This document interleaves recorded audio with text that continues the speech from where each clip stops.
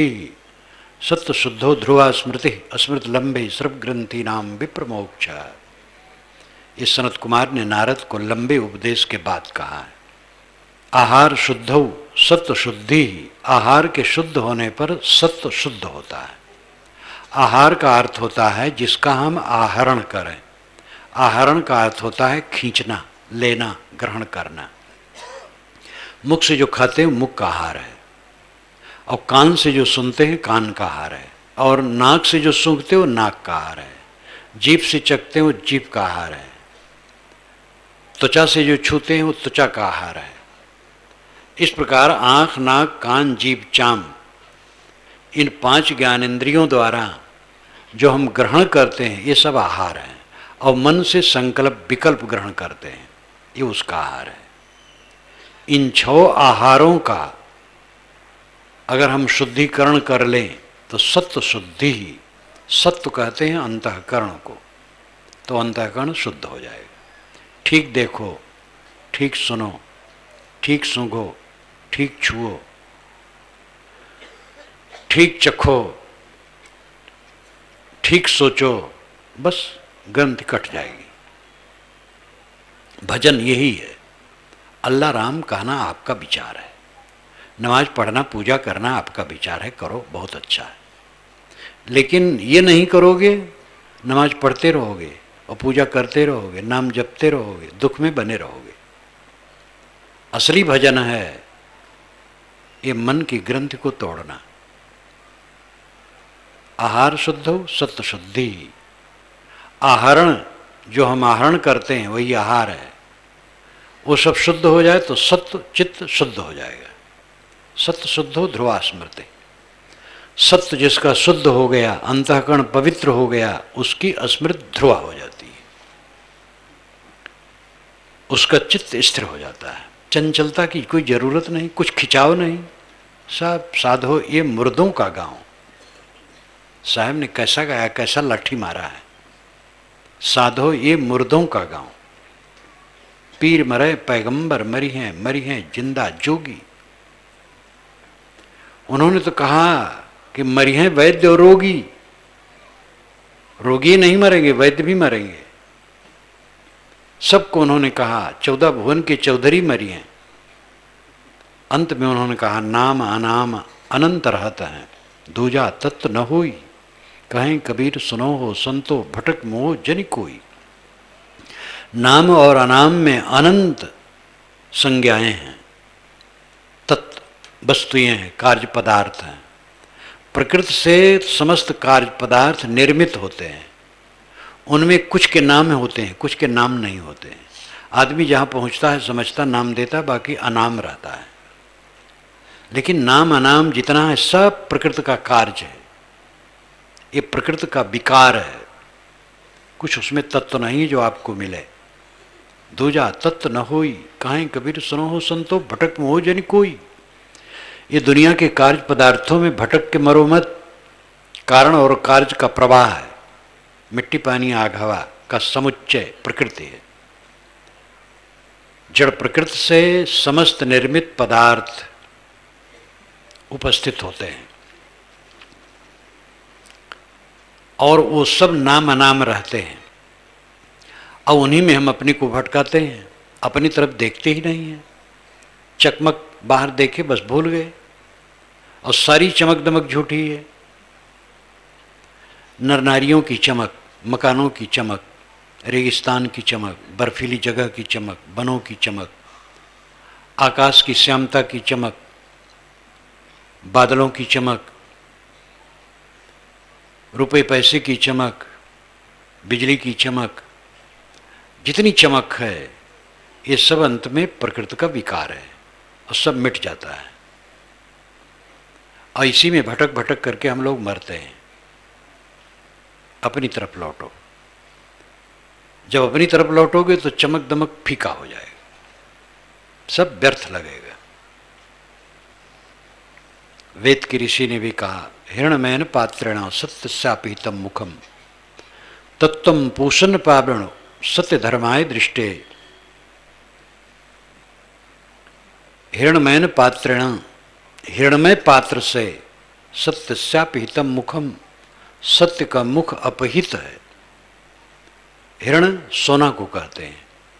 सोना जैसे चमकते हुए बर्तन से सत्य का मुख अपहित है, ढका है। अर्थ है कि दुनिया की चमक दमक से आत्मा का स्वरूप ढका है।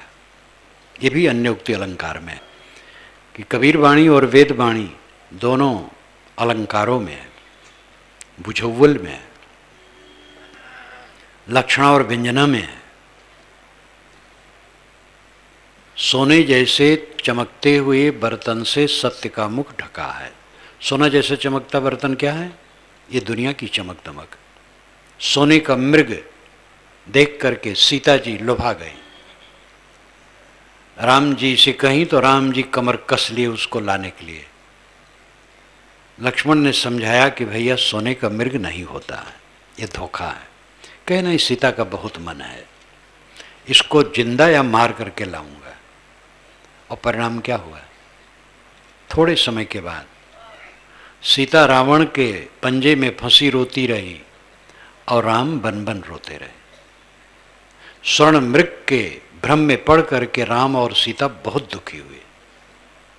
ये चाहे रूपक हो, राम सीता ऐसा न दुखी हुए हों। राम बहुत समझदार थे, बहुत त्यागी भाव थे वाले थे। उन्होंने राज्य को तृण के समान छोड़ दिया था, तो स्वर्ण मृग के पीछे क्यों दौड़ेंगे? मैंने रामायण रास में लिखा है, ये रूपक कथा बनाने के लिए है, क्योंकि उसमें जो वर्णन है कई घंटों का वर्णन है। और हकीकत क्या है कि जब उसको बाण लगता है मृग को, तो कहता है हाँ सीते, हाँ लक्ष्मण। तो सीता और लक्ष्मण दोनों कुटिया में सुन लेते हैं। तो इसका मतलब 1-2 बीघा पर होगा, 100-200 गज पर। तो राम तो आ जाएंगे झट से, लेकिन 2-3 घंटे की सामग्री उसमें है और ज़्यादा है, वो सब यहाँ कहने का अवसर नहीं है। तो रूपक है। लेकिन राम और सीता जैसे बड़े लोग भी सोने के मृग में भूले तो दुख पाए, रोना पड़ा। हम लोग भूलेंगे तो क्या होगा? हम सब सोने के मृग के पीछे दौड़ रहे हैं। अगर दुनिया की चमक दमक में हम आकर्षित हैं तो सोने के मृग के पीछे दौड़ते हैं। सोने का मृग कहीं होता ही नहीं है, और हमने सोने के मृग के पीछे अपने को खो दिया है। धोखा, उम्र सब धोखे में बीत गयो। तो सत्यस्यापहितम मुखम, सत्य का मुख अपहित है, ढका है चमक दमक से। तत्तम पूषण पाविरणो, तत् तम पूषण अपाविरणो, तत् उसे, तम तू, पूषण पोषण करने वाला आत्मा, अपाविरण हटा दे। अय आत्मा, तू ज्ञान विज्ञान का पोषण करने वाला है, ये चमक दमक को हटा दे। चमक दमक झूठी, जवानी 4 दिन की चमक, फिर ढीला ढाला। जितने इसमें बूढ़े बैठे हैं सब जवान थे और चमक रहे थे, अब बेचारे हारे हुए जुआरी की तरह बैठे। और जवान भी हंसे ना, उनकी भी दशा ही होगी। रहो रहो रे बैलवा तोरो गौनवा आई। यहाँ तो सब इसी क्षेत्र के लोग बैठे हैं, ज़्यादा समझ गए होंगे। एक बैल था बैठा दरवाजे पर, और एक नौजवान का गौन आया था, तो मक्खी मारता था। मक्खी बैठे तो उसको मार दे, और बैल पागुर करे, जुगाली करे, तो समझे कि मुझे बिराता है, व्यंग करता है, मुंह घुमा घुमा कर। तो उसने गाली दिया बैल को, रहो रहो रे बैलवा तोरो गौनवा आई। जब तोर गौन आई तो तू भी मक्खी मारेगा। वो समझता था बैल का भी गौन आता होगा। तो इस दुनिया में सबका गौन आना है, बूढ़ा होना है या बूढ़ा होने के पहले मर जाना है। तत्तम पूषण पाविणो, पूषण का अर्थ है सूर्य, उस सब का पोषक है। पृथ्वी से जल खींच करके आकाश में ले जाता और फिर बरसाता है, इसलिए पूषण उसको कहा गया है। किंतु आध्यात्मिक क्षेत्र में पूषण आत्मा है, सारे ज्ञान विज्ञान का पोषक है। तत्तम पूषण पाविरणो, अपूषण अज्ञान विज्ञान का पोषक आत्मा, तो ये चमक दमक को दिमाग से हटा दे। क्यों हटा दे? सत्य धर्माय दृष्टे, सत्य और धर्म को देखने के लिए। सत्य है आत्मा और धर्म है मन की शांति। आत्मा को समझ लो और शांति ले लो, बस बेड़ा पार। बात तो थोड़े में हो गई, लेकिन उलझे हुए हैं हम अहंकार कामना में। अहंकार कामना को जीते बिना कोई शांति नहीं पाएगा। काम करना शुरू करो, मेहनत करो, जितना तेज चलोगे जल्दी पहुंचोगे। तो सद्गुरु कहते हैं एक न जरे जरे नौ नारी, एक नहीं जरता है, नौ नाड़ी जलती है। नौ नाड़ियों से ग्रथित काया जल जाती है। मन मरे न माया मरे, मरी मर जात शरीर, आशा तृष्णा ना मरे, यूं कथि कहीं कबीर। न मन मरता है, न माया मरती है, न आशा तृष्णा मरती है, शरीर मरता है। तो क्या फायदा? शरीर रहते रहते मन माया आशा तृष्णा मर जाए तो फिर अमृत हो जाए। बिना अपने मरे स्वर्ग नहीं देखना होता है, ये बहुत तथ्यपूर्ण है। मर जाओ, अमृत हो जाओ, ये भयदायक शब्द है। गृहस्थ लोग कहते महाराज ये शब्द न कहो, मरने वाला न कहो और कुछ कहो। विवाह की याद कराओ, जन्मदिन की याद कराओ। जन्मदिन लोग आज बहुत मनाते हैं और धनी लोग विवाह दिन भी मनाने लगे। बड़े बड़े शहरों में करोड़पति लोग विवाह दिवस मनाते हैं। 85 वर्ष का एक बुढ़वा विवाह दिवस मना रहा था, तो लोगों ने कहा कि ये मूर्खता दिवस मना रहा है। विवाह को भूलना चाहिए कि याद करना चाहिए? मृत्यु की याद करनी चाहिए। मृत्यु का दिन हमारे लिए उत्सव का दिन बनना चाहिए। मृत्यु का दिन जिसके लिए उत्सव का दिन हो गया वो अनंत जीवन पा गया। मृत्यु का दिन, उत्सव का दिन कब बनेगा? जब हम आत्माकार हो जाएंगे, स्वरूपाकार। सदैव शुद्ध बुद्ध चैतन्य मैं हूं, मेरा परम ऐश्वर्य है असंगता, अकेलापन। आप अकेले हैं, चाहे जितना झमेला बटोल लो, सब खारिज होना पक्का है। जवाहरलाल जहां जाते थे, महात्मा गांधी जाते थे, लाखों की भीड़ होती थी, लेकिन अंत में क्या रहा? जवाहरलाल बीमार पड़े, शरीर छोड़ दिए। महात्मा गांधी को गोली मार दी गई। गोली मारने के पहले ही वो बहुत कष्टित थे, क्योंकि पाकिस्तान हिंदुस्तान के बंटवारे में बहुत लोग मारे गए थे, उससे पीड़ित थे। और उधर कांग्रेसी नेता ही उनकी बात नहीं मान रहे थे, क्योंकि वो महात्मा थे और नेता राजनीति में थे। नेताओं की भी अपनी मजबूरी थी। ये संसार पीड़ा का घर है। जो अहंकार ममकार छोड़ देता है वो जीवित मृतक वही कहा जाता है। देह को जो अलग हरदम देखता है, देह को अपनी लाश के रूप में देखता है, ये चलती फिरती लाश है। और मैं शुद्ध बुद्ध निर्मल हूं, आप अकेला हैं, अद्वैत हैं, केवल हैं, ब्रह्म है, राम है, खुदा है, गॉड है। जो भी शब्द कहना चाहो आप में चरितार्थ होगा और कहीं चरितार्थ ना होगा। कहते रहो, बाहर खोजते रहो, भटकते रहो। आपका स्वरूप शुद्ध बुद्ध निर्मल है। इस चीज को ठीक से समझो। सत्संग में तो ऐसे कह दिया गया, जो जानते हैं उनको तो याद हो जाएगा, जो नहीं जानते हैं इतने में समझ में नहीं आएगा। उनको सत्संगियों से समझना चाहिए, अब ऐसे ग्रंथ पढ़ना चाहिए।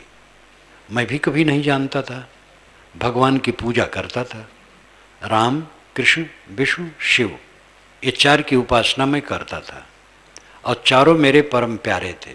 वैसे मैं शिव भक्त था, शिव मंत्र लिया था, लेकिन चारों प्यारे थे। सहज रूप में मानता था कि मैं देह नहीं हूँ, जीव हूँ, आत्मा हूँ। बोध नहीं था। पारखी संत मिले, सन 1950 की बात होगी। 50 से 51 के बीच में मुझे इसकी समझ हुई और धीरे धीरे समझ हुई। वैसे सारी बातें 3 महीने में हमारा समाधान हो गया।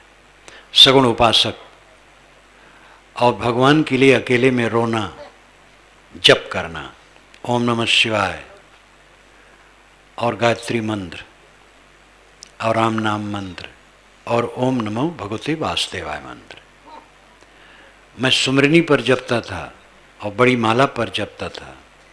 जपते जपते मेरी उंगलियों में गट्ठे जैसे हो गए थे। उस उम्र में 18 बरस की उम्र में तो कबीर साहब का बोध मिल गया।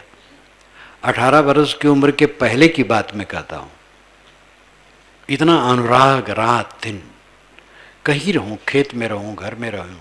किसान के घर में जन्मा था गांव में, तो कहीं भी रहूँ अनुराग चढ़ा रहा है। उसी बीच में पारखी संत मिले। पहले तो भक्त मिले। एक भक्त रहे, वो थवई का काम करे, कुछ टूट फूट बनाने आवे, पारखी रहे, लेकिन ज़्यादा बता नहीं पावे, व्यंग करे हमारे ऊपर। मैं चंदन, शव चंदन लगाऊं और एक हाथ लंबी चोटी मेरी रहे और गोखुर बराबर खूब भारी भरकम बांध के रखूं, तो व्यंग करे हमारे ऊपर कि अरे जब समझोगे सत्य तब पता लगे। कबीर साहब को समझो। तो हम कहें कबीर साहब क्या बताते हैं, तो बता नहीं पावे, लेकिन व्यंग करे मेरे ऊपर और उसका व्यंग मुझे अभी भी प्रिय लगता है। ऐसे व्यंग मिले मुझे और संत मिले, बताए, सदगुरु मिले, समझ हुई। आप भी रास्ते पर चलें, समझें। जीवन का लक्ष्य यही है, अपने को पहचानो। भारतीय परंपरा में जो अध्यात्म का तत्व बताया गया है, मूल रूप में आत्म तत्व को बताया गया है। परोक्ष उपासना पीछे की है। और अभारतीय संतों में भी अंत में वही सूफी संत यही कहते हैं। सूफी संत सदैव अपनी तरफ लौटने कहते हैं। तो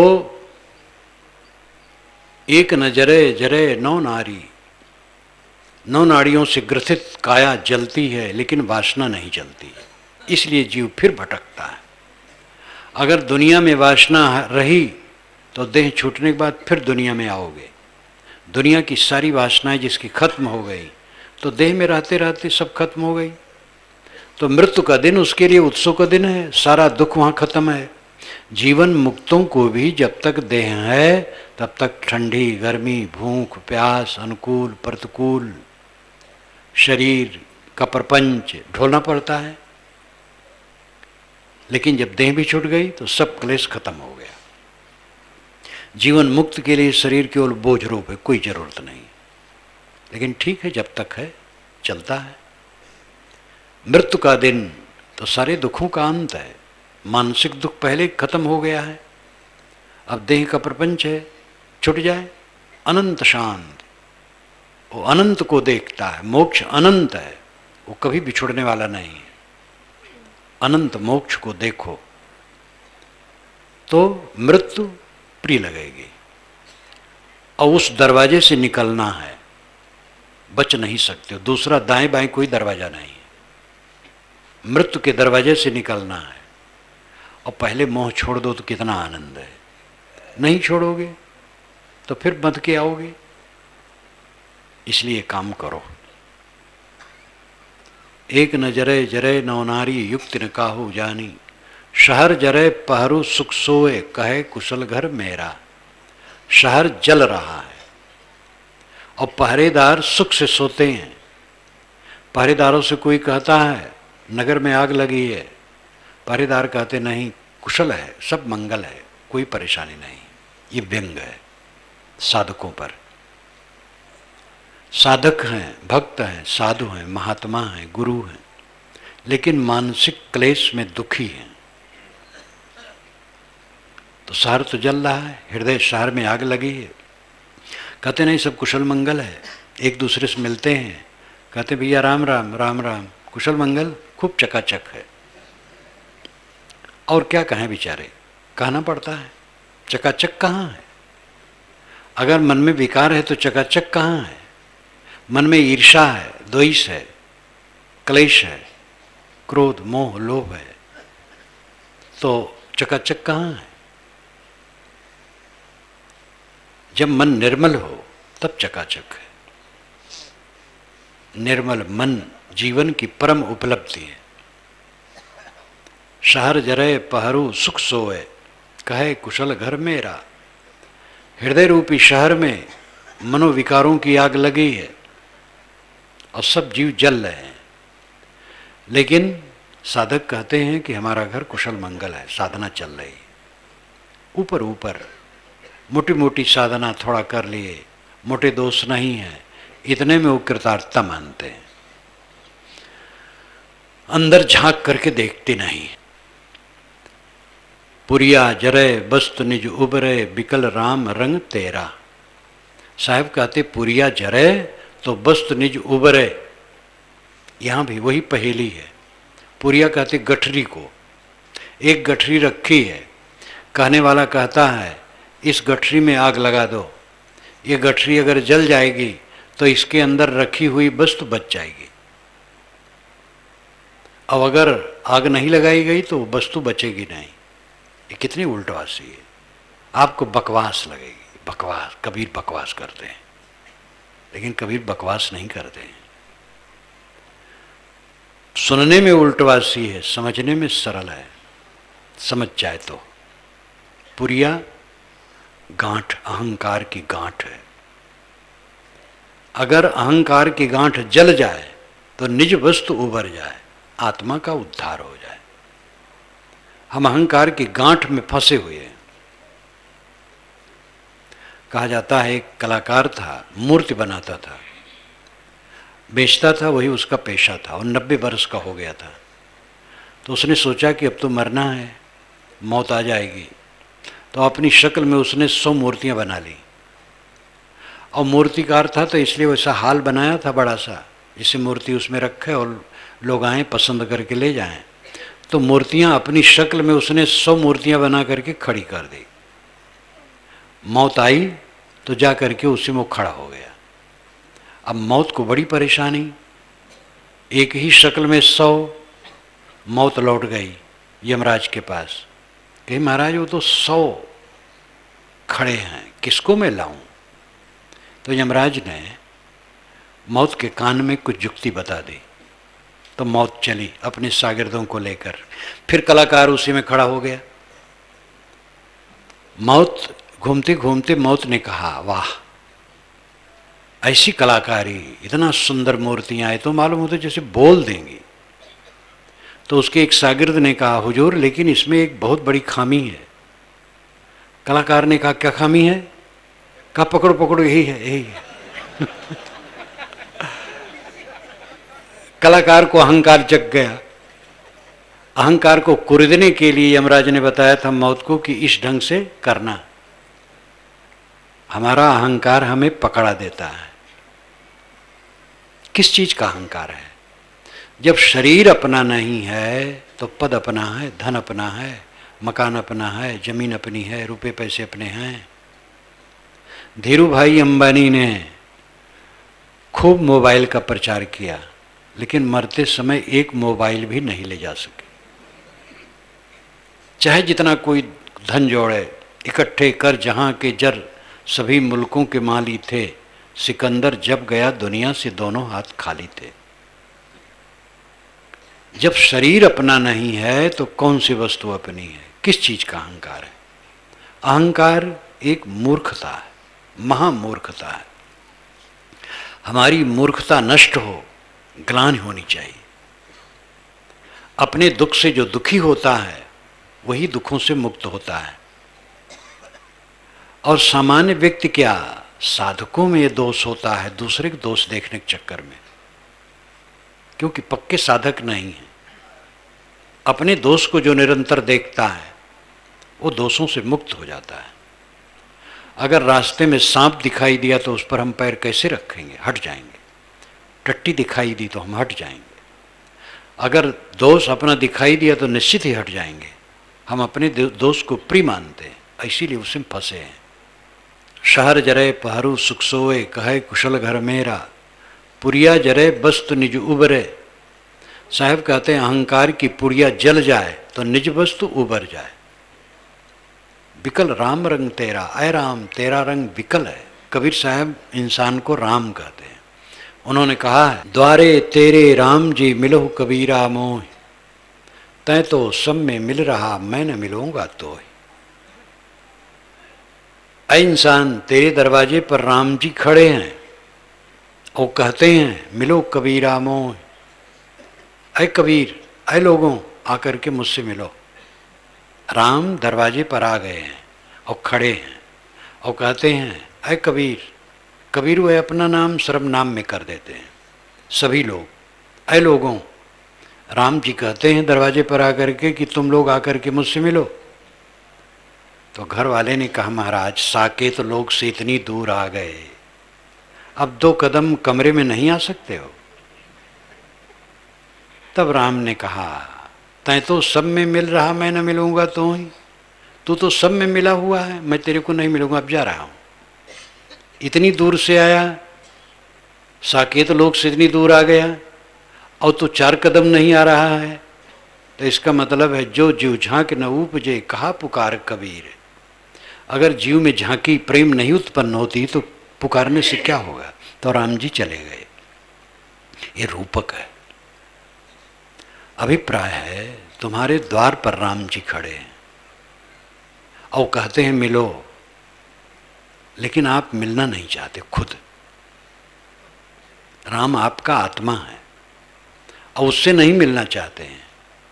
और जो गंदी चीजें उससे मिलना चाहते, तमाकू से मिलना चाहते, बीड़ी से, सिगरेट से, शराब से, अंडा से, मांस से, कलह से, राग द्वेष से, लड़ाई झगड़ा से, बेईमानी बदमाशी से मिलना चाहते हैं।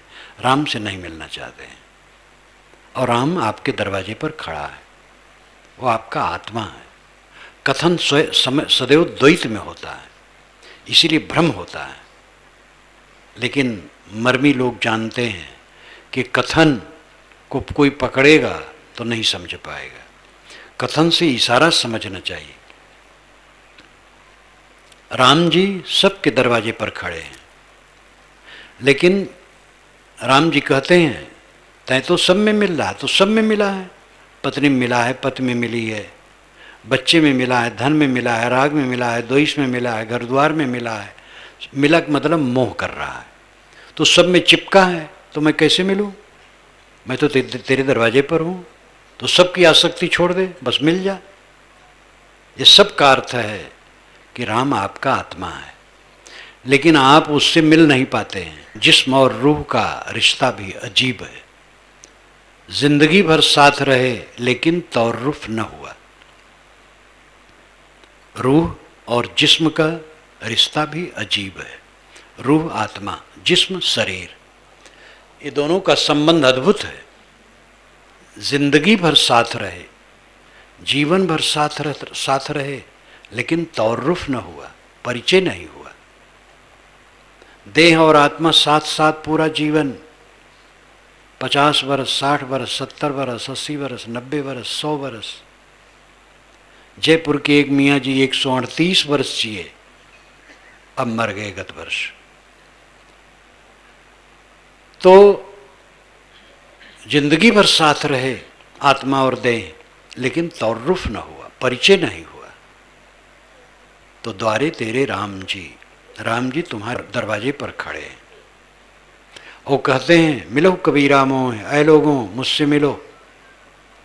लेकिन जब आदमी आलस करता है तो कहते भाई तय तो सब में मिल रहा, मैं न मिलूंगा तो सबका मिलना छोड़ दे तब मैं मिलूंगा।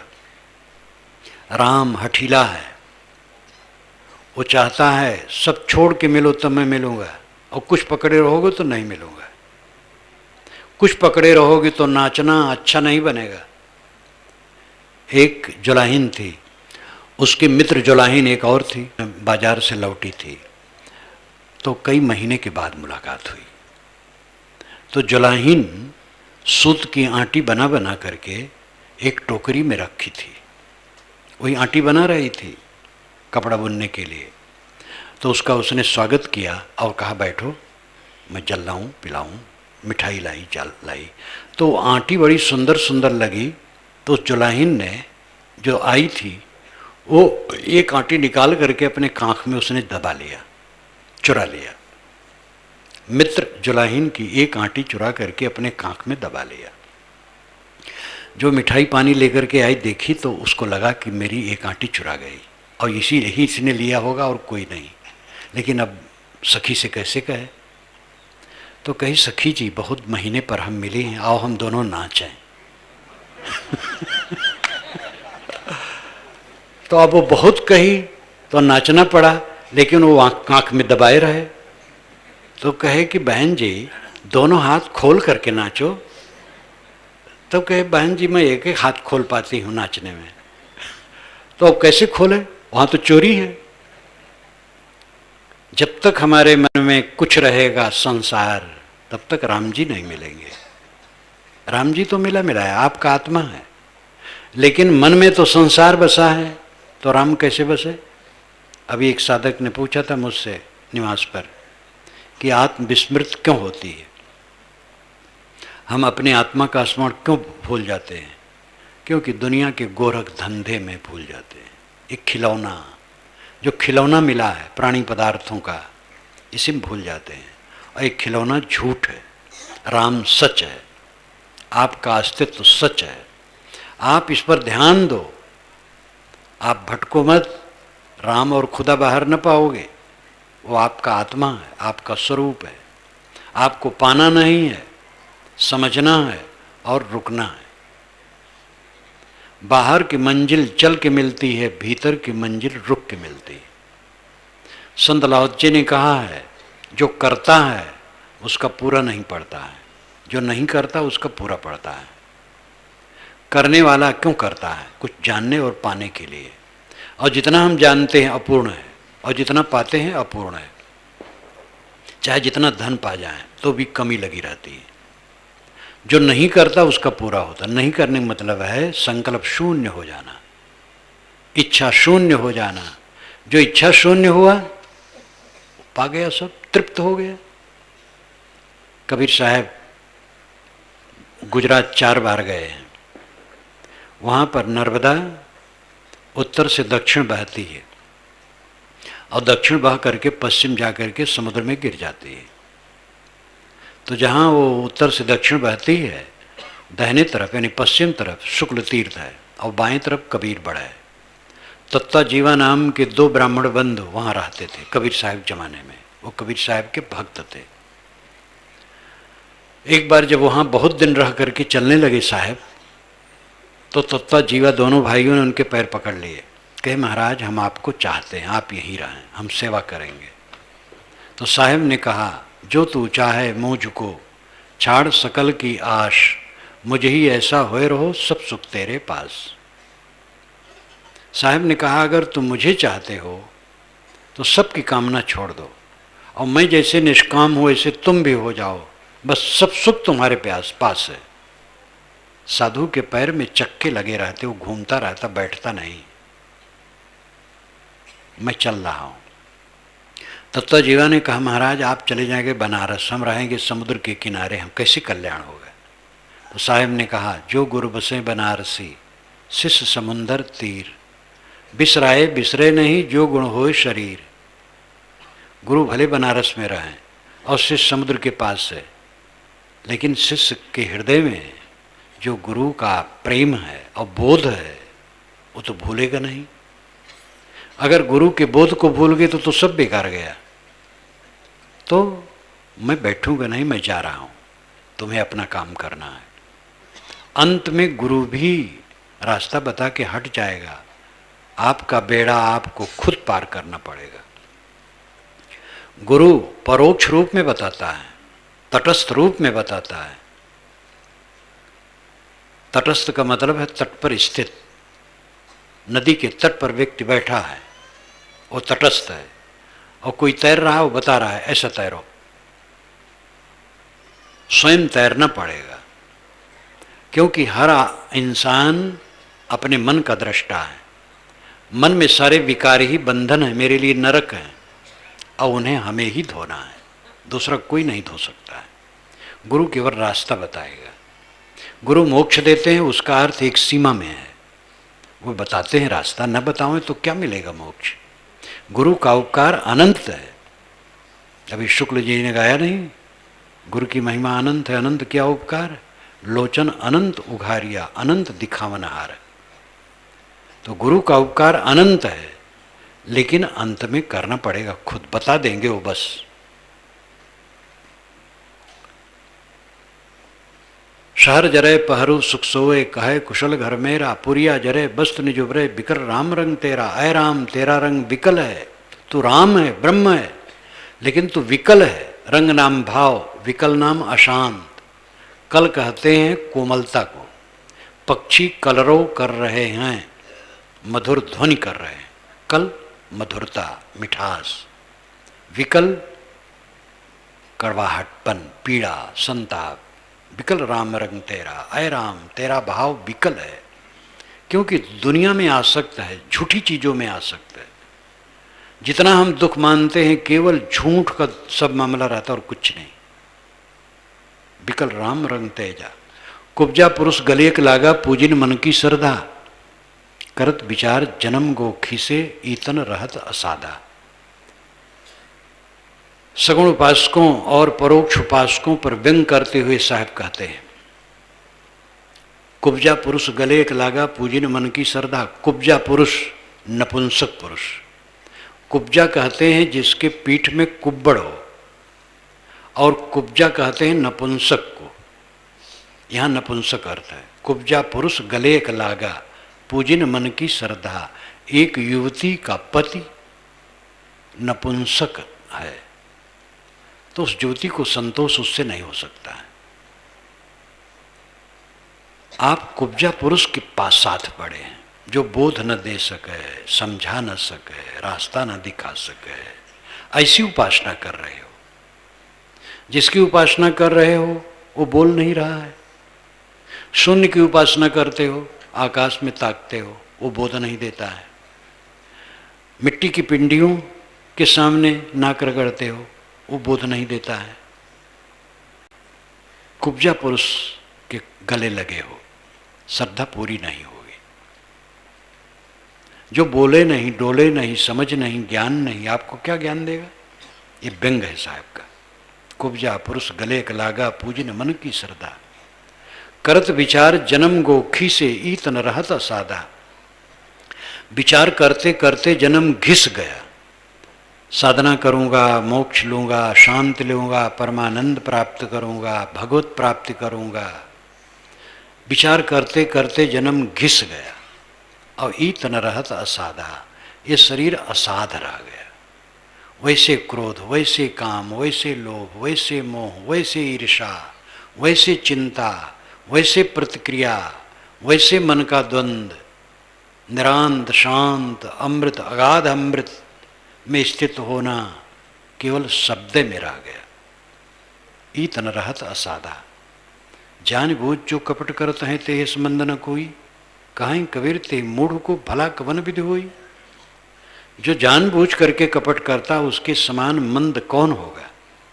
ऐसे मूर्ख आदमी का कल्याण कैसे होगा। हम लोग जानबूझ करके कर रहे हैं, जो धोखा खा रहे हैं। कब तक धोखा खाएंगे। कब तक आपका यहाँ आकर रहना है।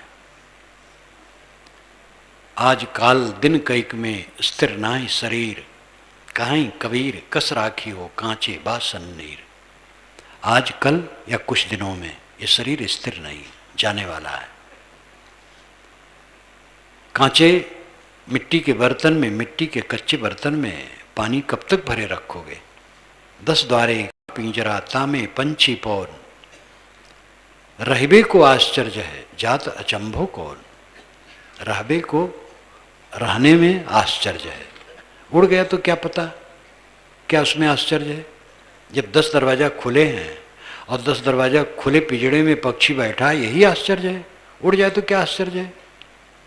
इस टूटे शरीर को कब छोड़ करके हंस चला जाएगा कुछ पता नहीं। इसलिए सारा प्रमाद छोड़ करके सेवा भक्ति सत्संग साधना में लगो। सतगुरु कबीर कहते हैं नर हरि लाग, अय मनुष्य हरि में लग। हरि बाहर का हरि सदगुरु है, उसकी शरण में लग।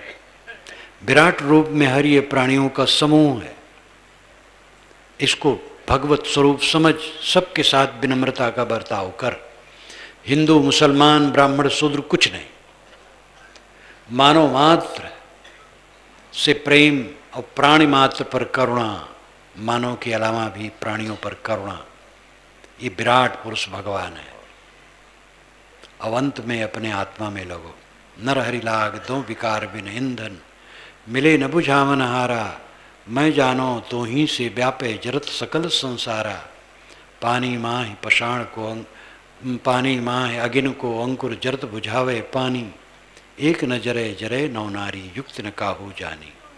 शहर जरे पहरू सुख सोए कहे कुशल घर मेरा। पुरिया जरे बस्त निजुबरे बिकल राम रंग तेरा। कुब्जा पुरुष गले क लागा पूजिन मन की श्रद्धा। करत विचार जन्म गोखी से ईत न रहत असादा। जान बूझ जो कपट करतु है तेह संबंध न कोई। काहे कबीर ते मूढ़ को भला कवन विधि हुई। इस पूरे विस्तृत शब्द में सार यही है कि आप इस अपनी अंदर की दावाग्नि को बुझाओ। आप शुद्ध स्वरूप हो, आप कामी हो, क्रोधी हो, लोभी हो, मोही हो जरूर, लेकिन स्वरूपता नहीं हो, भ्रम से हो। आपका स्वरूप काम क्रोध लोभ मोह से बिल्कुल परे निर्मल है। आप भूल करते हो, उसको जीत सकते हो, जीतो। भक्ति सत्संग सेवा साधना में लगो, जीतो और कल्याण करो। मैं अपनी वाणी को विराम देता हूँ।